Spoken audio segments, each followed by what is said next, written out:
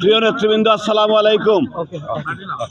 আজকে আমাদের এই সোহেল আহমদ, আমি যখন ছাত্রদলের সভাপতি ছিলাম, বালাগঞ্জ অবিভক্ত বালাগঞ্জের উপজেলা ছাত্রদলের সাধারণ সম্পাদক সে ছিল।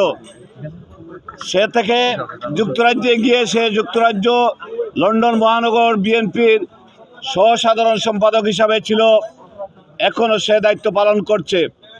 পাশাপাশি বিগত আন্দোলন সংগ্রামে আমরা দেখেছি বাংলাদেশে যেভাবে সে রাজপথে ছিল, যুক্তরাজ্যে গিয়েও এই ফ্যাসিস্ট সরকারের বিরুদ্ধে আন্দোলন সংগ্রামে অগ্রণী ভূমিকা পালন করেছে। বিভিন্ন সময় আমরা দেখেছি যুক্তরাজ্য বিএনপির নেতৃত্বে সে সর্বশক্তি দিয়ে সেই সব আন্দোলনে ঐতিহাসিক যেসব মিছিল হয়েছে, সমাবেশ হয়েছে, সেগুলো সে সাকসেস করেছে, সেই সমাবেশগুলো সফল করেছে এবং আন্দোলনের প্রথম সারিতে সে নেতৃত্ব দিয়েছে। তার জন্য আমরা সিলেট জেলা বিএনপির পক্ষ থেকে তাকে আন্তরিকভাবে ধন্যবাদ জানাচ্ছি, কৃতজ্ঞতা জানাচ্ছি। প্রিয় বন্ধুরা, আপনাদের এই বালাগঞ্জের কৃতি সন্তান সোহেল, তার আব্বা ছিলেন আমাদের বিএনপির একজন শক্তিশালী নেতা, প্রবীণ নেতা। মহান রব্বুল আলামিন তাকে জান্নাত দান করেন, উনি মারা গেছেন।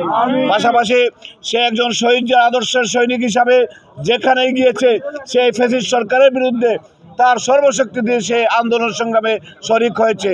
পরিশেষে আপনারা যারা এসেছেন, বালাগঞ্জ উপজেলা বিএনপির পক্ষ থেকে যারাই এসেছেন, এখানে আমাদের সাধারণ সম্পাদক মুজিব, সাবেক সিনিয়র সহসভাপতি লুৎফুর রহমান চেয়ারম্যান, বর্তমান চেয়ারম্যান আব্দুল মুনিম, সাংগঠনিক সম্পাদক শেফুল সহ অনেকেই এসেছেন এবং সভাপতি গোলাম রব্বানী সাহেব, উনি আসতে পারেন নাই, উনি মেসেজ পাঠিয়েছেন, উনি শুভেচ্ছা পাঠিয়েছেন।